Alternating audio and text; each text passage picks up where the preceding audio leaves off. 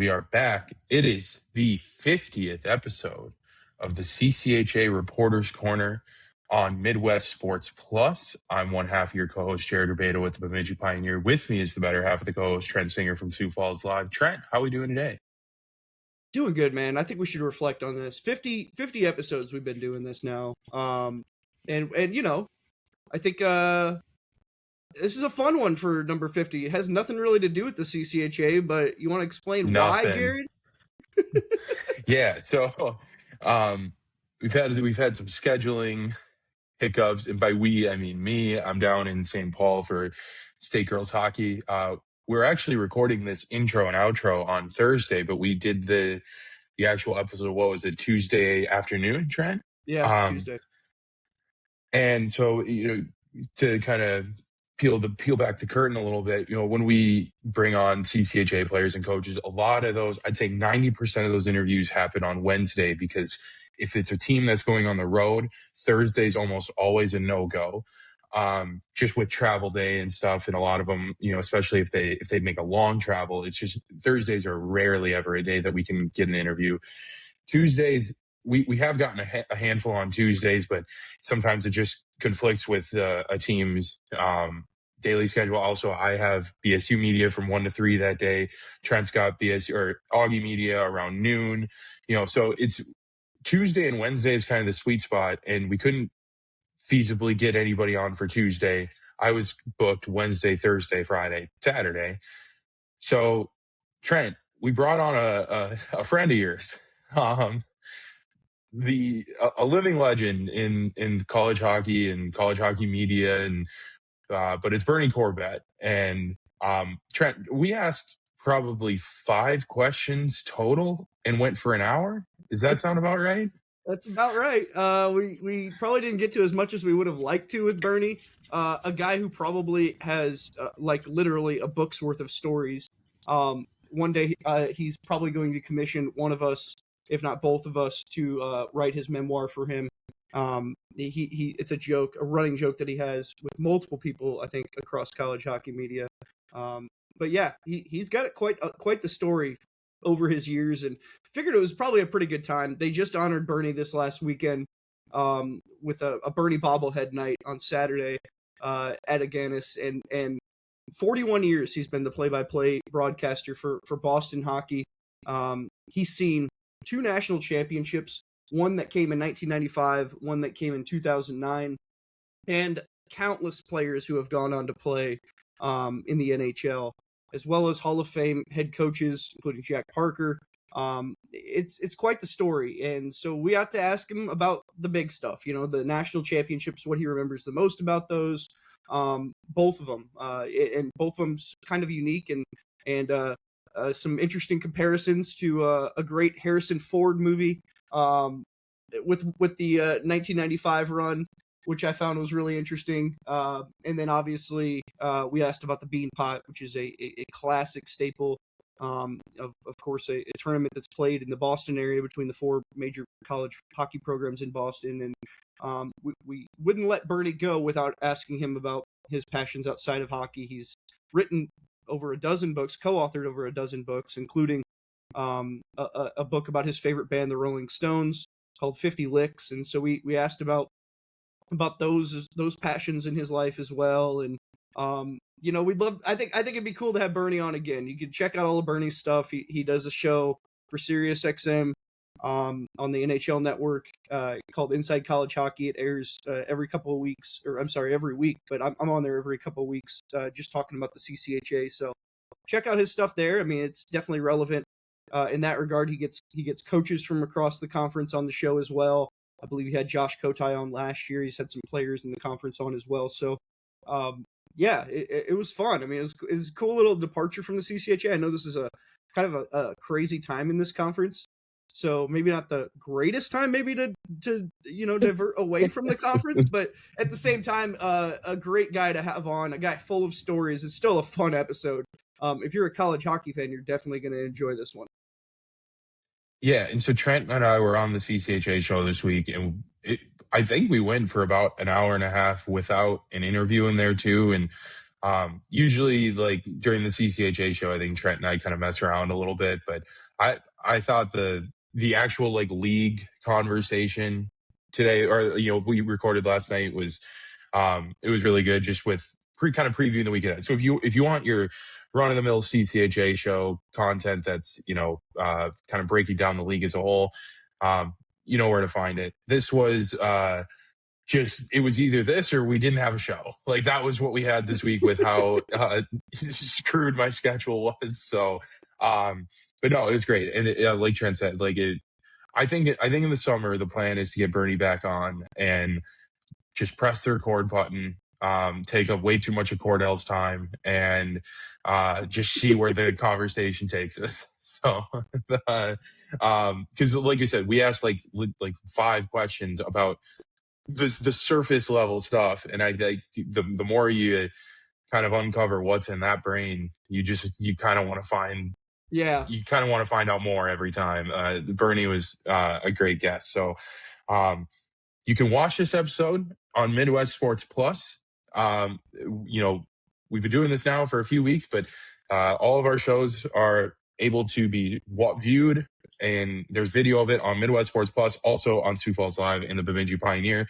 The good news, Trent, is that if you have a subscription to one of them, you have a subscription to all 3 of them, just as you do to the Grand Forks Herald, the Duluth News Tribune, St. Cloud Live, the Brainerd Dispatch, the Rochester Post Bulletin, and all of your favorite forum stuff. But Midwest Sports Plus has got a lot of good things going on it right now. If you live in the Midwest and you are part of a local community that streams, check to see if your high school games are streaming on Midwest Sports Plus. If you like the Hot Mic with Dom Izzo, if you like the Happy Hour with John Gaskins, right? I mean, these are good daily shows that are on Midwest Sports Plus, especially if you are in Minnesota or the Dakotas, because there's a lot of local, regional, and then even in the past few weeks, national talking points there that kind of get discussed on it. So people behind it do a great job. But the main thing is, if you have a subscription to the Bemidji Pioneer, to Sioux Falls Live, or to any of the forum properties, you have a subscription to Midwest Sports Plus, and vice versa. So it's the best deal in media. I'm going to keep pushing it until I'm blue in the face. But so go check this out on Midwest Sports Plus, and let's kick it over to our 50th episode with Bernie Corbett. Well, welcome in to another episode of the CCHA Reporters Corner. It's not always pertinent, right? I know it's a busy time in the CCHA, but we figured no better time than right now to have on somebody who we've been wanting to have on this show for a while. A man really who needs no introduction, but I'm going to give you an introduction. His name is Bernie Corbett.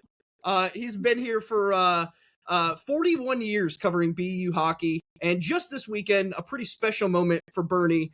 It was Bernie Bobblehead Night at Agganis for a man who, like I said, who's been doing this for over 4 decades. I guess we should just start there, Bernie. I mean, first of all, was this your first Bobblehead Night?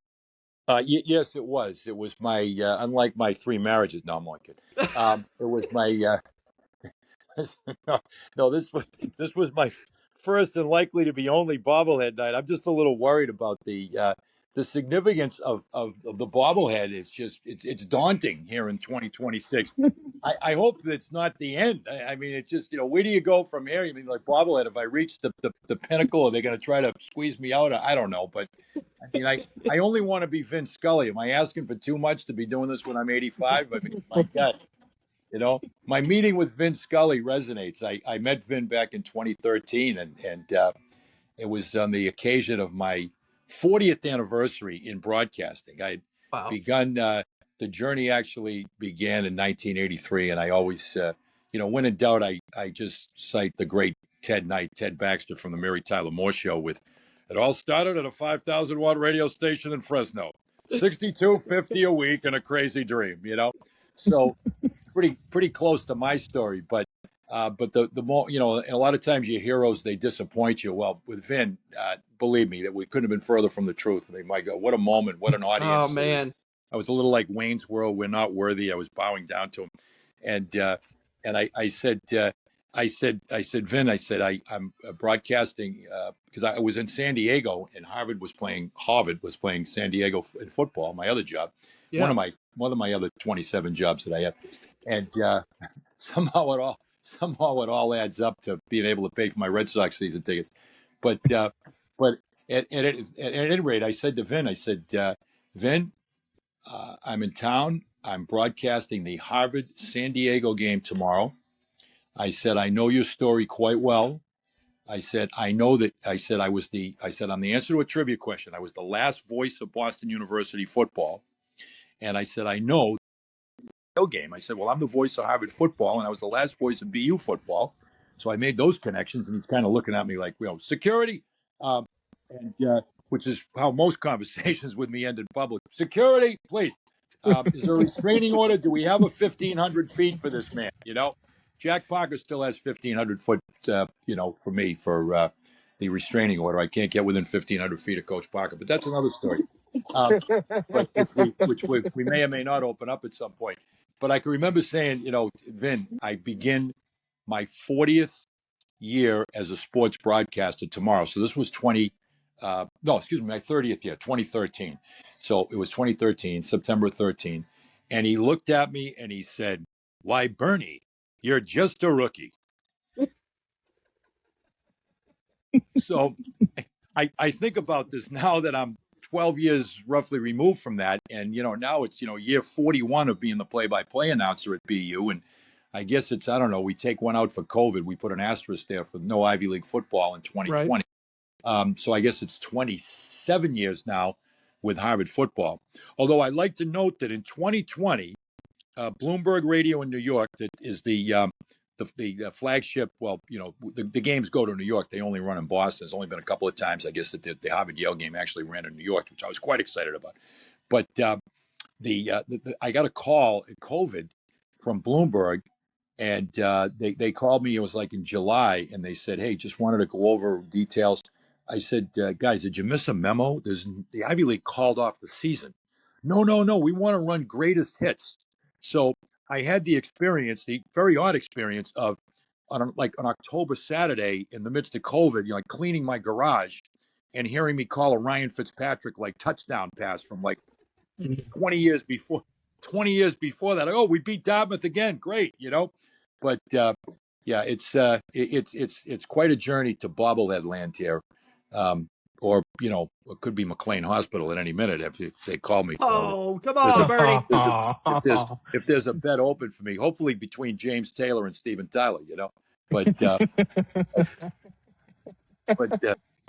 it's been quite a I'm not a Dead. I never got the Dead, but I'm not a Dead fan at all, and I'm a rock and roll fan. I just never got it.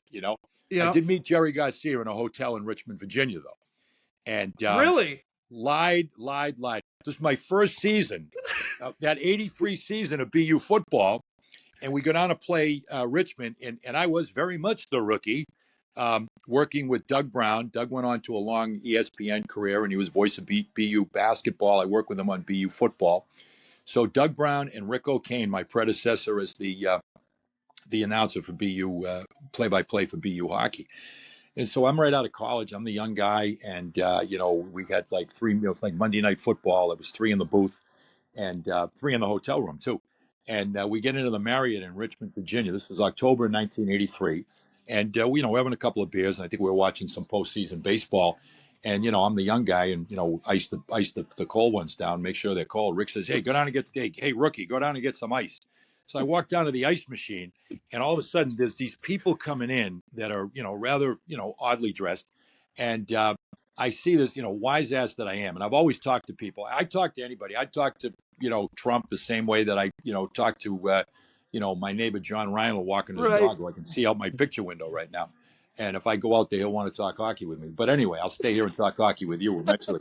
So at any rate, I just this distinct memory. So I walk out in the hall, and like a wise ass, I say to this rather strangely clad individual walking down the hall, and he's got a couple of guitar cases, and I'm like, what's the Grateful Dead in town?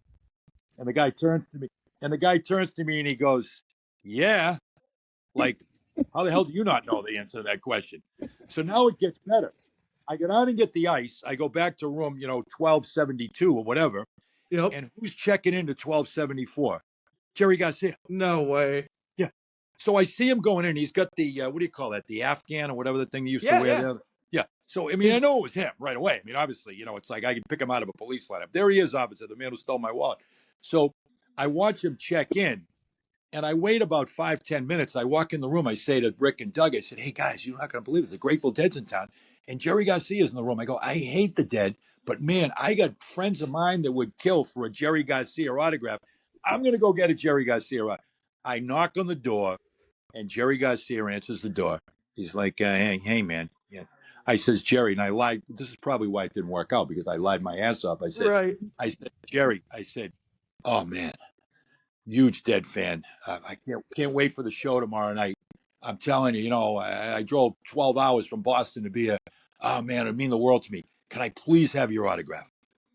"No, I don't think so. Kind of busy, man." I don't know what he was doing in there. Could be just about anything, Amazing. And Amazing. And then he slammed the door in my face. So, anyway. So, you signed up for William Faulkner today and you got him, okay? We're gonna get it. Trust me. It's all stream of consciousness, okay? I had a feeling it was gonna be going this way, but we gotta get into your career a little bit. Jared, take us there, man. Okay, yeah. Well, in the words of former Red Sox pitcher from the really dark years of the late 50s and early 60s, Frank Sullivan, they asked Frank Sullivan at one point, "Frank, what do you think of all this? You pitched in the big leagues for 12 years." He said, "I'm in the twilight of a mediocre career." So,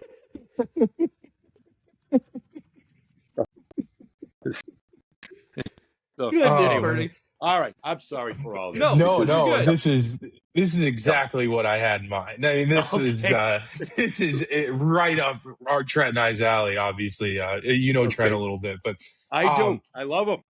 Yeah, easy guy to love. Absolutely. I want to ask you though about kind of your early days at BU as a student and just early memories of BU hockey, kind of as a kid on campus, and just what pushed you to want to get into broadcasting. Yeah, well, the memories go back a lot further. I mean, my mother and father both went to BU, and my grandfather went to BU, and we had a trustee in town, and the head of the athletic council, a great Greek gentleman, Nick Apalakis. Nick was wonderful, Mr. Personality. He had a local cable TV show here in Stoneham. "Hi, folks, Nick Apalakis here. I got Bernie Corbett with me." And Nick was Nick was life of the party. He was awesome. He's a great guy. And so BU hockey, I mean, my parents, they started to go to the games. They went to school there, and my father was a goalie. My father was the co-captain of the 1949 Stoneham hockey team. And he went to Wilbraham. He went to prep school at Wilbraham, which is also the school that Billy Guerin, our general manager of our U.S. Olympic team, went to, another Wilbraham grad. And my father played hockey at Wilbraham as a PG, and he got recruited to St. Lawrence and Brown, and he ended up going to Brown, and he was at Brown for a year. Freshmen weren't eligible, and I used to say, "Geez," he goes, "Bernie, I had a hell of a year stopping pucks." He didn't open as many books as it turns out. So I always wondered why he ended up, in the Korean, in the Navy for 3.5 years during the Korean War. Right. And as I always say, everything is in my house somewhere. It's like an archaeological dig. I mean, I've been waiting for federal funds since the Reagan administration to clean my house. And the federal government, it's kind of a little bit of a, logjam there. But I'm constantly finding things. And not long ago, within the last year and a half, I found my father's report card from Brown. And I think we finally uncovered why he ended up in the Navy during the Korean War. He had about a 1.6, okay? So he would not have been the varsity goalie for the 51-52 season because of academics, not because of anything about puck stopping ability or inability. But at any rate, so my father had a very strong hockey background. My mother was she loved hockey. She was a huge hockey fan. And just an aside about that Greater Boston League, the GBI, the Greater Boston Interscholastic. If you ever want to win a round of drinks in Minnesota, and who doesn't, and you're on your way to Minnesota, Jared, just, say, "Hey, this is the first high school hockey league in the country." And they'll all say, what, the Minnesota Metro League or the Iron League or whatever. Mm-hmm. They're all wrong. They will all be wrong because wrong, and tell them the first high school hockey league was the Greater Boston Interscholastic League. And that league was a tremendous league. And it sent players, guys that my father played with went to North Dakota. from my father's team. Of course. They didn't. Well, they were, they had a Stoneham High education, so they stayed long enough to steal jerseys, fill a duffel bag, and then go home and start drinking at the Redmond Club in Stoneham. But I mean, I'm not saying they stayed, but they all got recruited to play at North Dakota. But guys from that league, Michigan, North Dakota, Colorado College, a who's who.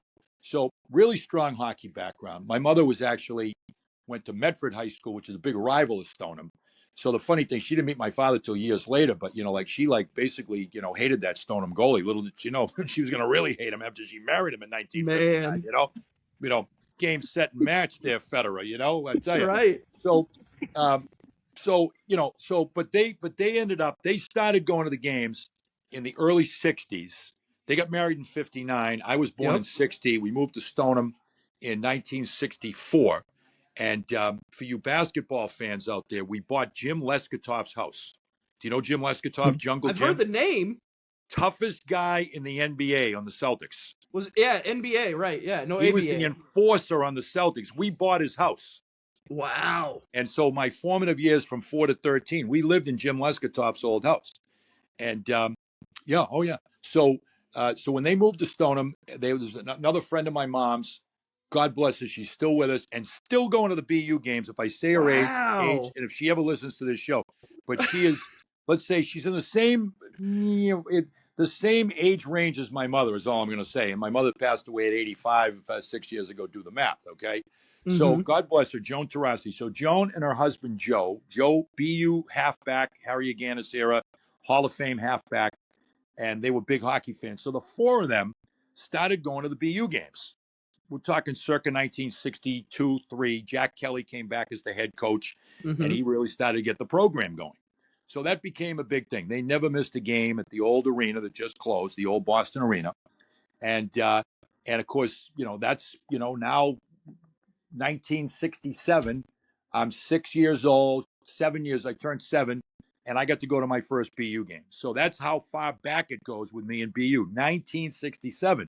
And the running joke was when I got to BU in the fall of '78 and became the manager for Coach Parker and got to know Coach Parker, is I'd say, Coach, I went to my first BU game. I was 7 years old. You were the captain. Well, let me tell you, fellas, it was a lot funny when I was 21 and Jack was 36. 65 and 80, it ain't quite as funny as it used to be, okay? Still a fact, but not quite as humorous, okay? But that's how far back I go with BU hockey. I mean, I remember calling the Beanpot last week, and I mean, I get emotional. I'm up there, and I'm thinking, my first Beanpot, it was a huge deal. Monday night, school night, we're not going to let them go out in the school night. Then the games were like 6 and 9. You get out at midnight. Oh, kid, you're not going to be able to go to school the next day. So I remember I went to my first Beanpot. I was 10 when I was first allowed to go to the Beanpot, 1971. BU on the way to winning their first national championship game. And God, I remember it like it was yesterday, guys. I mean, I remember BU killing off a 5-on-3. Harvard was a very good team. Harvard ended up beating BU. I upset them in the ECAC tournament. They both went to the national tournament and that year, and against a really good Harvard team. And I remember full 2 minutes, BU was 2 men down. And I could still remember the load section of the arena of the Boston Garden, and everybody like kind of standing as one, and all the BU sections standing up to applaud, and the guys killing the penalty. Bobby Murray was one of the defensemen for BU who, claimed the fame. He was BU assistant coach, but he's been Mike Aruzione's agent since 1980, by the way. So he's cashed a couple of checks. Yeah. And then Steve Sterling, who was NHL. You might remember Steve Sterling coached the Islanders. Steve Sterling was the center and the captain, and that's like one of my first memories of the Beanpot and going to the arena for the first time in 1967. And then the big thing was when Walter Brown Arena opened in the fall of '71. Walter Brown Arena opens, and then we got season tickets at Walter Brown Arena, and we got two seats in section 6 in the top row, my father and I, and then my younger brother and my mother sat, because he was younger and he wanted to bang on the glass, so they sat in the front row. So we were 4 seats in section 6, and then we never missed a game. We used to go to the road games. We'd go to UNH, we'd go to Providence. We even went to the RPI, Dartmouth. Anytime we were within if we were in 2.5 hours, my father would say, "Hey, what do you think? Let's go." Boom. And we'd be off and running. So, I mean, this was so much, in my DNA that I mean, and you know, and the whole thing with the sports broadcasting, Jared, is I was in. You talk about the golden age or the golden era for sports broadcasting in Boston. I mean, I had Bob Wilson was the Bruins announcer. Of course. Hall of Fame with the great pipes. Bob, you remember Bob Wilson? You know the name Bob Wilson. Oh yeah. He was phenomenal. Now in the corner, Cashman over to McKenzie. I had back out to Stanfield. And I mean, Bob was the pipes, man. You know, he was awesome. Great delivery for hockey, you know. No doubt. And then I had for baseball, Ned Martin, Ken Coleman. I worked with Ken Coleman his very last year in broadcasting. Ken Coleman did BU football, and I got to work with Ken Coleman. That's awesome. I mean, Ken Coleman, Red Sox, Cincinnati Reds, broadcast every game Jim Brown ever played with the Cleveland Browns. Ken Coleman called every game. So I had those guys. And then, of course, on basketball, I had Johnny Most. And there's, you know, I mean, you guys, I don't know if you know Johnny Most, but I mean, if you don't, I'll send you a couple of tapes. Okay. Send you a couple Awesome. Because there was only one. Have you guys heard of Johnny Most? Do you know who he is? No, I haven't heard that one. No. Oh my God. I will send you a couple of things. Johnny Most was, when it came to his one local comedian, Mike Donovan, in his routine, he used to say, "Hey, how about that Johnny Most that does the Celtics? When it comes to objectivity, he's Johnny Least." And Johnny Most, the Celtics games were a passion play of good and evil, all of it. And his hatred for the opponents, and of course, he did the games all through the 60s, 70s, 80s. Yeah. All great. I mean, he was the voice of all the great, and he was just so freaking unique. And I love Johnny Most. Everybody would turn the sound. After TV became a thing, everybody turned the sound down and would listen to Johnny Most because you just couldn't miss him, you know. And Johnny was just iconic. So I had all those guys. And then, of course, you know, football, because of my father, I was a Giants fan. Yep. And because the Patriots were complete. Well, first of all, you know, when my father started following football in the mid to late 50s, you know, when America started to follow football, my father as a young man, no AFL, yep. No NFL, you know, Boston's the 7th largest TV market, no team. So the Giants had the best fan base of any team in the history of sports. All the Giants games were on in the tri-state area and then all the way up into the Maritimes of Canada, into Montreal. There was no Buffalo Bills, all the way into Ontario. I mean, you know, the Giants had, and they had great teams. They had glamorous teams. They had, you know, Frank Gifford and, you know, Y.A. Tittle and Sam Huff and all these Hall of Fame greats. So I became a Giants fan because I'm all about loyalty. You know, I'm like a pigeon. I'm all about loyalty. I don't know if you guys know that pigeons are like the loyalist animal. Do you know that? No. Did you know that? Like no, pigeons, I didn't. Pigeons marry. I thought like, this was a dog life. thing. No, pigeons. I'm telling you, pigeons are on the top of that list. Pigeons mate and marry for life. Like you're in it for the long haul with a pigeon. Bernie, you have to understand the pigeon lore doesn't run very deep out here in the Dakotas in Minnesota. That's up in your area. Exactly. You never see a pigeon, right? Yeah, we don't get a lot of pigeons around here. Well, trust me, if you go to law school, don't become a divorce attorney for pigeons. You're gonna lose. Well, it's Bernie, just not going to happen. Bernie, we've got to get going here. We got to ask a few specific teams. Okay. The first one we'll ask about. You know, during your time, you've gotten the privilege, really, to watch two different national championship teams. You know, the first one came 1995. What do you remember most about that run in particular? Well, it was the run. We had a 30th anniversary back in July of the team, which was really well attended. And they asked everybody to write comments. And of course, you know, Coach Parker and I, we share affinity for many things, pop culture, and he likes, you know, great TV series. He loves the movies. We share the love for the movies. That's always awesome. relatable to film. And I said, when they asked me to write something, I said, our 95 season was basically The Fugitive. I mean, that was The Fugitive. and Jack was Tommy Lee Jones and Sean Walsh was Harrison Ford. I mean, that was the story. And we basically chased Maine from one end of the country to the other until we finally caught him in Providence, Rhode Island. And if you think I'm kidding, I mean, the rivalry at that time, I mean, you know, there was no love between those two programs. Oh, yeah. That was Maine's heyday, man. Oh, those two and the two coaches. I mean, you know, Walsh was Walsh, and Walsh was one of the most, God rest his soul, one of the most unique characters of all time. And he was a hell of a coach, but I mean, you know, he couldn't help himself. And he just, you know, his own excesses, and he just is John Gotti syndrome. He thought he was above the law, which got him in trouble. And all those excesses. But I mean, he built one hell of a hockey team. I'll tell you, that Of '93 course. team that won it. But the '94 season, we ended up we played. I'm looking. I get the media guide. October 30th, we play Maine for the first time. We tie 3-3 in overtime at BU. Okay, we go up in December.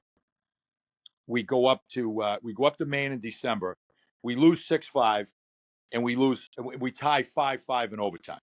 Okay. Ooh, I left one out. I'm sorry. I left out the biggest one of all, the one end of the country to the other. They used to have a tournament Thanksgiving weekend at the Great Western Forum, at the LA Forum. Right. We played them in the finals of the Great Western Freezeout Thanksgiving weekend. We lose 6-5 in overtime. So we played 4 games against Maine. 3 of them went to overtime. We lost 2-1. We lost a 1-goal game in overtime, 1-goal game in regulation. So that was the body of work. We never beat Maine. And then all of a sudden, we get all the way to, ironically enough, April Fool's Day. And who we playing in the national championship game in Providence? We're playing Maine. Thus the fugitive. We finally caught him. We finally caught him. I didn't kill my wife. I don't care. So we 6-2, as Coach Parker would say. Hey, Bernie, we gave the Black Bears a little kiss. And 6-2 for the national championship. Thank you very much. Thanks for playing. We get the ring, and we basically, and the other thing was, Jack and I, we spent, I don't know the percentage of time, 20% we talked about the power play, 23% we talked about the Godfather movies, So, we really settled all family business in the NCAA tournament because we played. Lake State had knocked us out in '92 and '93, and I mean knocked us out. '92, the year that Maine had career, and they went 42-1-2, and the only loss was to BU. By the way, did I say that? In '92 out in Milwaukee, they absolutely just they hammered us 6-1, and then the next year in the national championship game in '94, we were heavily favored. We had just beat Minnesota in the old St. Paul Civic Center 4-1, and the final score was Lake State 9 and BU 1, and that was in the national championship game. And how we all didn't, jump in the Mississippi. It was right there to jump. That was a devastating disappointment. Happy Easter weekend, I'll tell you. Oh my God, was that ugly? And so, who do we end up with in the regional final? Lake State 6-2. Who do we get in Providence in the semifinal? Minnesota, 7-3. And then, as Jack was very clear to point out, we settled all family business. We beat Lake State. We beat Minnesota. And, of course, the Minnesota thing with Jack went back. We're coming up on the 50th anniversary. And if you guys don't know about the 76 NCAA semifinal, I'll send you a couple of articles about it. Really? And that was, all this stuff about all the stuff they've done on the 80 Olympic team for years, all these documentaries. The ones that are responsible mention that game, and the ones that are less responsible, like this new one, is great. But they don't. All they say is there was animosity between BU and Minnesota. They hardly touch on it, but I know. There was a prelude there, and that's you're talking about 4 years before. Yes, 76. Now O'Callahan and Ruzioni played in the 76 game. It was before Silk and Craig, but Herb Brooks was. I mean, you talk about the master, gamesman. Herb Brooks took a look at that BU team in 76 and made the same conclusion than anybody else. I can't beat this team. I got to come up with something a little creative. Well, creative was he dressed Russ Anderson, who also, did I mention he also played for the Minnesota football team? Okay. So Russ Anderson dressed for that game, Denver, Colorado, NCAA semifinal. It's going to go into a Howard Cosell. The place, Denver, Colorado, NCAA semifinal. BU and the Denver Pioneers. So, the left hand hurt the Cuban. He's down. So the semifinal, Russ Anderson goes after Terry Mahar of BU. Terry Mahar was the co-captain of the team. He was the first line left wing. He'd been the MVP of the ECAC tournament the week before. And if there'd been a Lady Bing Award for college hockey, Terry Mahar would have won it because he took about 2 penalties in his whole 4-year career. Russ Anderson instigates this massive brawl. Bench is empty, melee. The end result was, when they sorted it all out about an hour later, was Russ Anderson and Terry Maha got ejected. Gee, who do you think got the better of that? Right. So Brooks made a complete mess of the game. Minnesota won 4-2, and the hatred and animosity between the two programs was just like off the charts. And of course, who were the finalists for the job for the '80 Olympic team? Brooks and Parker. Brooks got the job. So, but just, yeah, as a point of background. So the fact that we got Minnesota in that semifinal and we beat Minnesota and Lake State on the way to beating Maine was pretty damn sweet. No That's, doubt. and that was my first national championship season, calling the games and it was huge. I mean, I saw BU win in '78 when they beat BC in the Providence Civic Center. Providence Civic Center have been pretty good to us. And then '72, my whole family went to Boston Garden when we beat Cornell. And then it almost ended my parents' marriage. My father went to Syracuse in '71, and he didn't take my mother. Oh, And I'm telling you, I mean, to my father's dying day, I think he paid for that a little bit all the time because he ended up going out there. He ran around with a couple of his buddies in Syracuse, and my mother was pissed. I mean, pissed. Oh, was she pissed off? And he ended up taking her. I guess the consolation prize was BU and Cornell played in the Syracuse Invitational Tournament. Christmas the following year, BU lost in overtime. Remember, I was staying at my grandmother's. I didn't go to that one. I was at grandma's in Medford. But at least I guess that was kind of the consolation prize. Faye, I'll take you, honey. I'll take you up to Syracuse for the. Oh, okay, great. Thanks. I didn't see him win the national championship. Thanks a lot, Mitch. Appreciate it. Anyway, Bernie, I want to jump in and ask you about the 2009 team as well, and just how Sure. that run compared to the '95 run with Gilroy and Wilson and players like that. Yeah, the '09 team was really special in a number of ways. A big thing was you got to go back to disappointment of the team the year before. Right. I mean, the '08 team woefully and dreadfully underachieved. I mean, I'm looking at I was trying to remember the record, 19-17-4, and had goaltending issues. But it was just it just didn't fit together. It didn't come together. Got knocked out. Didn't even make the NCAA tournament. Knocked out in the semifinals of the Hockey East tournament by Vermont. And really, just a really underwhelming performance that ended with a really underwhelming performance in that game, lackluster game.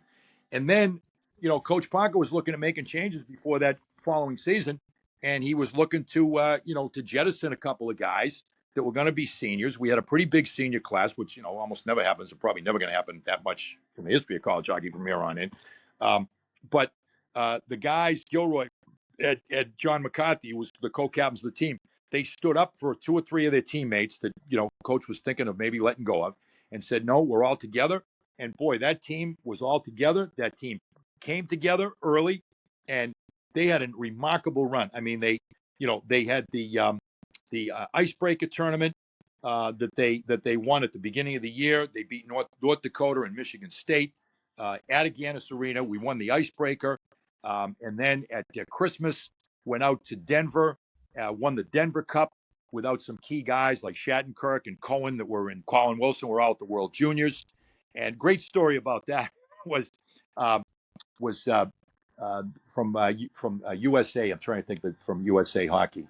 That came to our game at Denver, and he was watching the BU play, and he came up to Jack afterwards. And one of the guys that Jack wanted to let go of was Steve Smolinski, and Steve was primarily a forward. Moved Steve back to defense, and Steve played unbelievable in that tournament.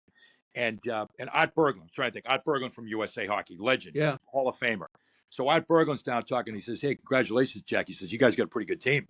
He says, "I really like number 6." And Jack said, "Yeah, I almost cut number 6." And he says, "I almost let go of him in May. And that's the third game he played this year. I'm glad you like him." I mean, that's how that team came together. It was special. And then, then we won, we won, I guess it was 6 trophies. Then we won the Bean Pot. We beat Northeastern in the Bean Pot. So it was like icebreaker, Denver Cup, Bean Pot, Hockey East regular season, Hockey East tournament, and then on to the NCAAs. And then the run of the NCAAs, I mean, the first regional game up in Manchester against Ohio State, they just absolutely blew out Ohio State 8-3. And then playing UNH in their backyard, and no greater respect than Jack Parker and Dick Umili. They're really close friends. And I mean, that game was life and death, and it was the I guess what was it, the is it the Maradona, the hand to God goal? Was that Yeah. Maradona? Right. Mhm. We had our own hand to God goal with Jason Lawrence in that game where it went in off the glove. The UNH defenseman, I'm trying to think of who it was. He goes sliding back to break up the 2-on-1 pass, and it goes off his glove and in. I mean, Unreal. it was like, so that was our own BU hockey, hand to God. Yep. Woo, 2-1. And then we go to we go down to Washington, and we get Vermont, who was a really good Vermont team, who we did not have to play in the Hockey East tournament. We missed them in the Hockey East tournament, but that's a team that had, by the way, swept us. The only time we lost back-to-back games the whole year, we lost 2 4-3 games to Vermont in November in our own building. It was a Wow. really good Vermont team. And here's Vermont. And, Kieran Milan, our freshman goalie. And, it was like, hey, they're going to go as far as this guy carries them. And he had some issues in that game. And one of my really good friends, God bless him, Mike Garagoshin, still, great friend. Mike was our goalie coach for 17 years. Among others, he coached Dwayne Rollison. You'll probably remember that name. He was Dwayne Oh, yeah. Rollison's guy who had a pretty damn good NHL career, and I could go on a list of many others that he had at BU. Right. So he's our goalie coach, and he's just worked Milan along over the course of the year. I mean, he's a young kid and 18, and playing on this great team, and just can we keep him, just make sure that he's making the saves he's got to make. And that night he struggled, and I can remember after the game, and Coach Guerra never short of a good comeback and a good line. And he was always petrified of Coach Parker, because Jack used to tell the media all the time, I got a very easy job. We win, I take the credit. We lose, I blame my goalie coach. So, not that was very intimidating. You could certainly work under those conditions, right? So I can remember escaping that Vermont game 5-4. Colin Wilson stepped up and really delivered us late. And I can remember Fred's legend. What's that? Sorry. Yes, I said absolutely. Fred's legend. Oh God, yeah, great kid too. And his father was a great player at Dartmouth too, Kerry Wilson. So at any rate, so we're downstairs afterwards, and the bus is getting ready. So I says, Guerra, I know Guerra's going to want to get a beer. I know my audience, and so do I. And I said, Guerra, we got options here. I said, we can walk back to the hotel. We could take a cab. We could take the metro. It's only one stop. Or we could get on the bus, and we could just take the bus back, 6 blocks or whatever. If you want to go get a beer at the hotel, you want to go out somewhere around here. And Guerra looks at me dead serious. He says, I don't know whether Jack wants me to get on the bus or under it right now. Let's walk. So we walked to the nearest bar, and and the rest is history. So, but then of course the championship game. I mean, I sit here. It's 17 years. I'm like, did that really happen? I just refer to it as the Disney movie. Okay, it's like I still don't think it happened. And of course, who was right in the middle of the comeback was another one of the guys that Jack wanted to gas from the team, Zach Cohen. Yeah. I mean, so Zach Cohen gets the tying goal, and that was another guy. It was Smolinski and Cohen. It was like 3 guys that Jack wanted to get rid of that they told him no. They're part of they're our boys. They're part of our class coach. They're staying. And Gilroy and McCarthy took a stand. And there's Zach Cohen getting the one to get us within 1 before Matt Gilroy made the play for the ages on that pass. That backhand pass. Oh my God. Benino locked and loaded. And Gilroy, guys, you watched that. I don't know how many times you've watched it. Probably slightly less than me. It's one of my anti-depression tapes. It's great. The play that Gilroy makes, the presence of mind. How many guys with time running down are just going to tee it up or half tee it up and just try to drill it, and it's going to hit a shin pad, it's in center ice, and the game's over. For him to have the presence of mind to wait and to think it and to just, right shot, to throw the backhand pass and have Gilroy just locked, loaded, and ready to just deliver that one-time shot. It's one of the plays. I mean, seriously, it's people say, your life flashes before you, your final moments. I know what my final moments are going to be. My final moment is going to be Dave Roberts steal, okay, against the Yankees in 2004, okay? And it's going to be Benino's goal, and it'll probably be Plaxico Burress catching the pass to beat the Patriots, And that's it. And then it's going to be thanks for playing. Hopefully I'm saying hello to St. Peter and not somebody else, But that's going to be on the repeat. The tape will be repeating. And then, the game, so to get that game to over, you talk about surreal. I mean, my God, it's just unbelievable. I mean, even the winning goal, I mean, with the play that Shattenkirk makes on the winning goal Yeah. is just, Right. I mean, how ridiculous is that?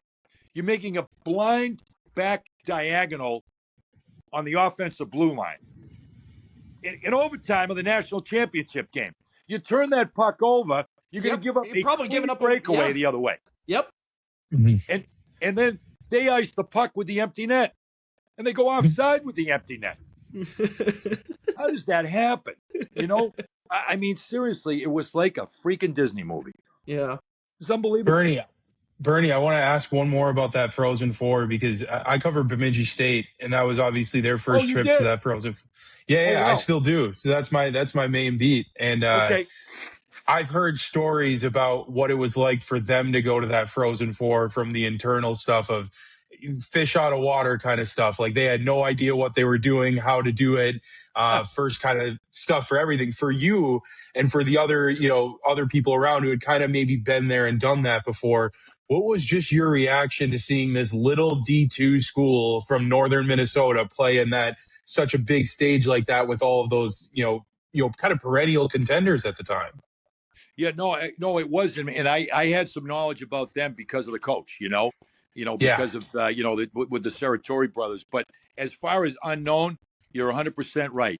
I think people could not have been more of the unknown than the Bemidji program. Right. Who are these guys? Where are they from? And little old Bemidji, type of thing.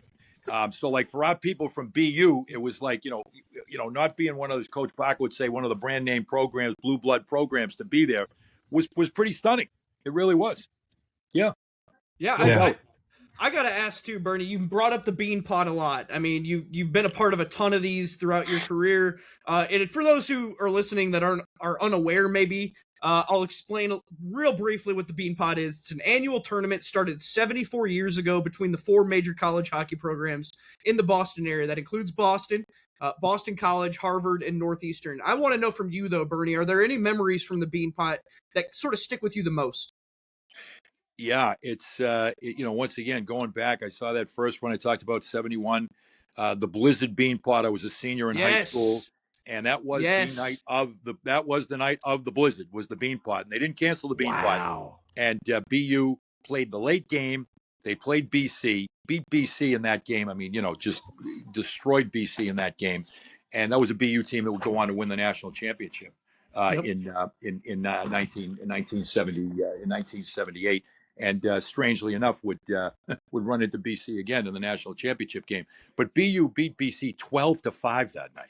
Jeez. And the extent of the Blizzard, I mean, people were just, there was not too many people left at the end of the game.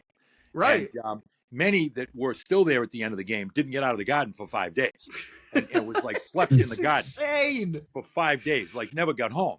And I was with my father and one of my father's friends. Matter of fact, my father's friend, Vinny Oscillo, I don't know how big a baseball, Don Oscillo, the baseball announcer. Don Oscillo, he did the Red Sox, he does the Padres. He's actually claim to fame for Vinny. Vinny's Don's uncle, as a matter of fact. So really, drop in another 2 degrees of separation. So my father's lifelong friend, Vinny. So we had Vinny and my father, and then my brother and my mother dropped out because of the weather. They we're not going. So I invited 2 of my friends. I had Steve Shannon, still my attorney now and advisor. He's my legal counsel. Attorney Shannon went to UNH, and my friend Guy Palladino, who went to Middlebury. So anyway, so we're all seniors in high school. So they go to the game, and hey, this is great. They were excited about going to the Bean Pot. They used to come into games. We'd have tickets, extra tickets. Little did they know they weren't going home for 6 days. Okay, so they were at my house for the week, and boy, I'll tell you, did we have fun? It was an unbelievable week. It was surreal. The stories are all true about the BU team. This was the year right before I got to school. Yeah. But the BU team stories are true about the you guys. I don't know if you ever heard the story. If you have, but the listeners maybe haven't. But the BU bus left, and I mean this is in a driving blizzard to end all blizzard, and the bus gets off of Storrow Drive, and it's going down Com Ave back to Walter Brown Arena. Okay, so the guys, normally the guys that all go back to the rink, and you'd empty your bags and you'd hang up your stuff and you go back to your dorm. Okay, this is a little bit different. Okay, so the bus is somehow crawling down Comm Ave, and the bus was packed. They picked up stragglers, taking them back to campus. And our athletic director, God bless him, John Simpson, BU Hall of Famer, may he rest in peace. What a wonderful guy. He made the mistake of actually hiring me, so it's all his fault. He hired me right out of school. I always say, John, you're to blame for my career. And so John actually teammate of Harry Agganis, by the way. So Marine, World War II Marine, great guy. Really? So anyway, and John would, as Coach Parker would say, John would take a beer, if you know what I mean. So he was no stranger. So anyway, so the bus is crawling. So Jack O'Callahan, the captain of the team, he goes up to Jack and he says to the coach, he says, hey, coach, he said, the guys are all going to come down the dugout. That was the bar in the middle of the campus where I worked for over 20 years. I was voted Boston's most inattentive bartender 19 years in a row. I didn't get it my rookie year, but 19 straight years I got it, So at any rate, with buses crawling, he says, the guys are just going to come back down there. He says, hey, I don't know if you could, maybe help us out a little bit. So Jack being, Menzer IQ and the street smarts that he has, which is a lethal combination. He's like Goodwill Hunting, So Jack says, hey guys, got a, announcement to make. Hey boys, listen up. This bus is going to make 2 stops. We're going to stop at Marsh Chapel and we're going to stop at Walter Brown Arena. So anybody wants to get off at Marsh Chapel, you can get off at Marsh Chapel. That was his out pitch because Marsh Chapel was right across from the bar, from across from the dugout. So as Jack recalls the story, Jack says, we stop at Marsh Chapel. Everybody got off the bus, he said, including my athletic director. And he said, the only ones that stayed on the bus were Jack and Kyle James, the equipment manager. And Jack and Kyle went back and emptied the bags out for the guys and hung up all their stuff while the guys all went into the dugout and, stayed there for, some of them stayed, I think, in the dugout for a couple of days, So, yep. But yeah, 78 was, and then 82, we won one while I was in school. And there were some pretty dark years. I mean, I kind of brought Jack into some really bad years when I got involved with the varsity team. Or as my always loving, nurturing, supportive father sat down with me with his, as always, with his Johnny Walker Black, shot glass, and always in his left hand, stirring the ice cubes for effect with his right index finger. And after we missed the playoffs like 3 years in a row, he sat down. He says, well, kid, you came to BU. They were the defending national champions. Now we're out of the playoffs for the 3rd year in a row.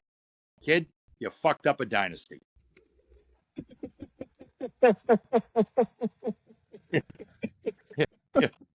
You won. It's oh true story. My God! True story.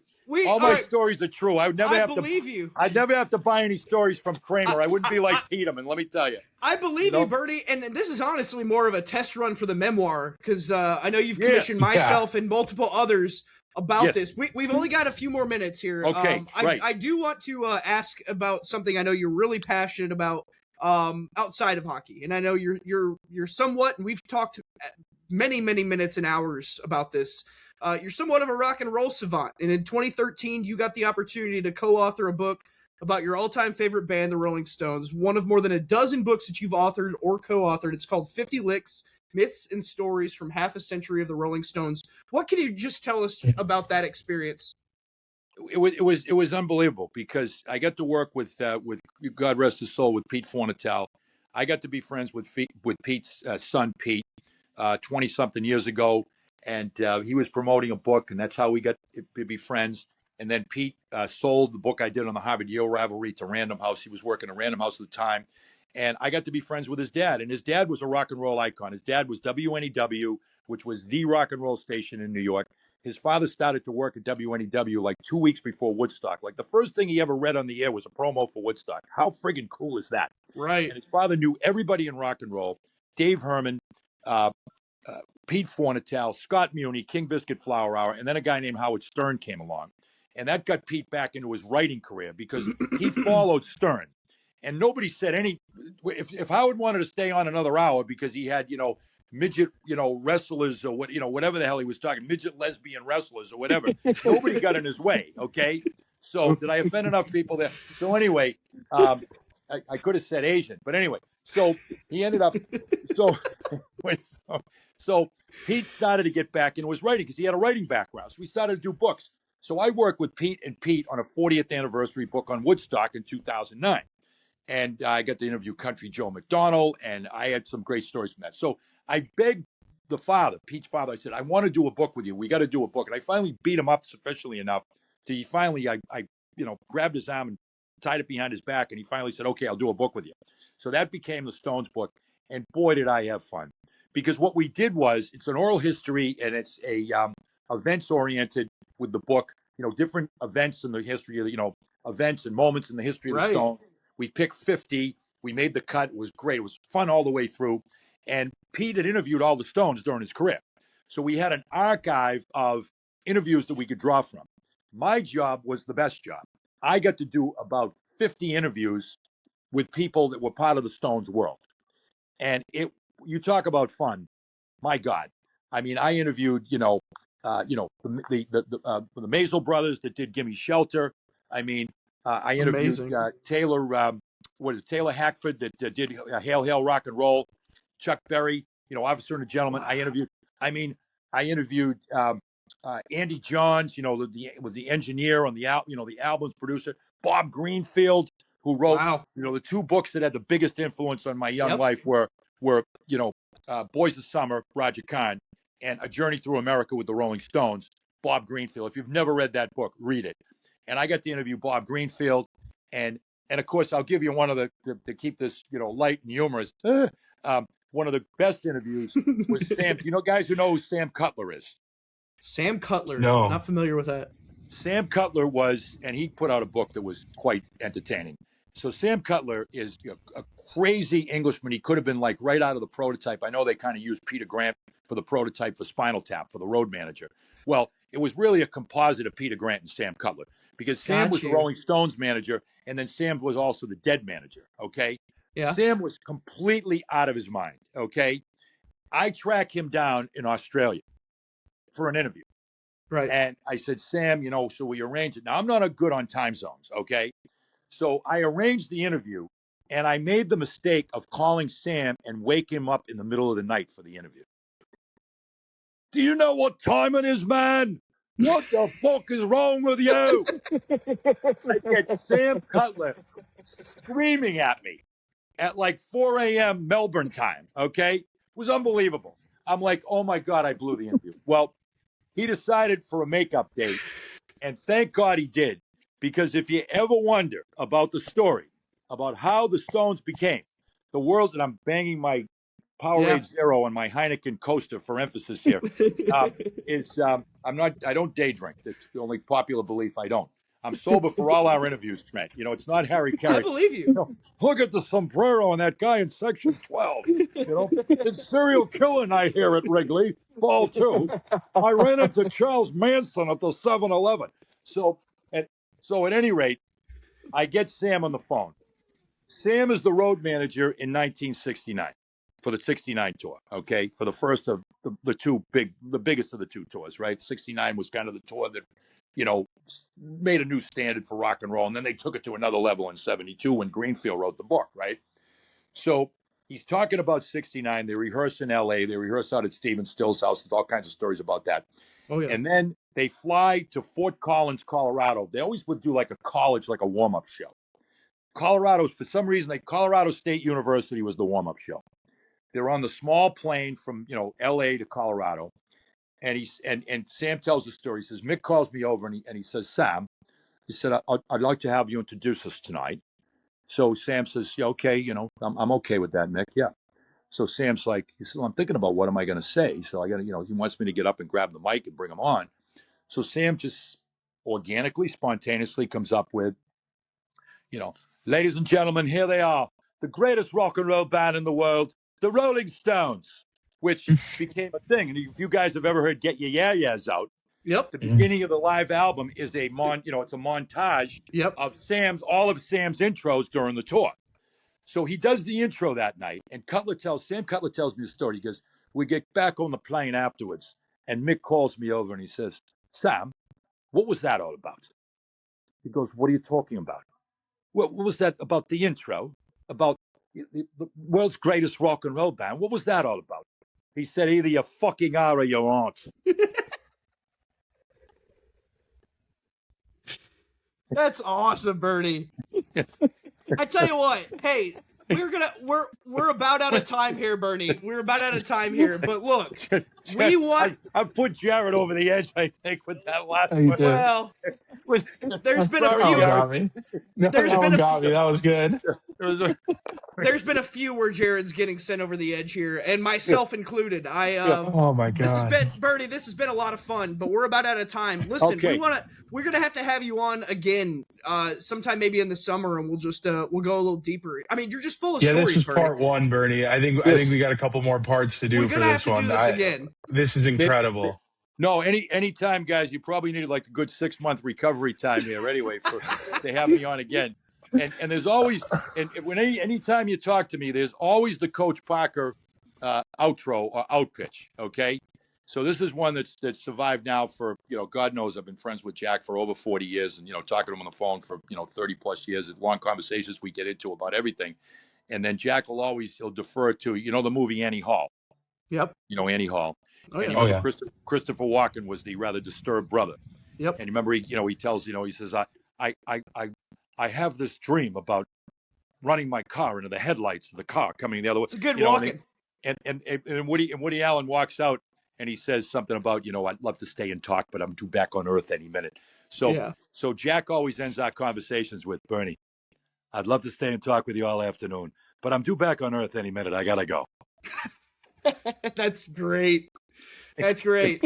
Well, Bernie, again, man, thanks for coming on here, chatting with us. Congratulations on Bobblehead Night. I know you take it reluctantly.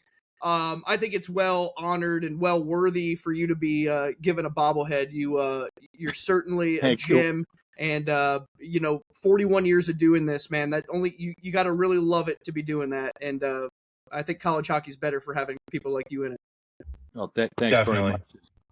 Thanks, fellas. And I just, like I said, Vince Scully, it's not so wild a dream. Are you listening, God? That's why I'm praying every day, That's right. I hope I can keep it going, and God willing, I could keep it going. People in my age now retiring, I'm like, retire from what? Who's having more fun than me? That's right, man. God almighty. I'm telling you. Oh, that's crazy.